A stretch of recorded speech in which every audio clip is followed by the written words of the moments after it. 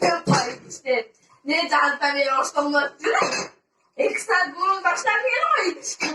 Cuma bolda güllerimizi çarçık. Arkadaşlar, Alp'e dolmakta bizim ülkede çoğu bakterden üreyici bulmayan gökten bir Alp'e muçu da bu derden üreyici çıktı. Hatta neler? Güller var çarçık mı? Seni yemek mi? Kızım ilişkiler cevap söyle. Ama sıcaklarda, bulgurda bir boş komutanım. Bu öğretmen bizim ülkede Alp'e olmakta çoğu bakterden bulmayan gökten bir Alp'e muçu da. Meylen de bakgılarına ilişkiler de özümcülük kom.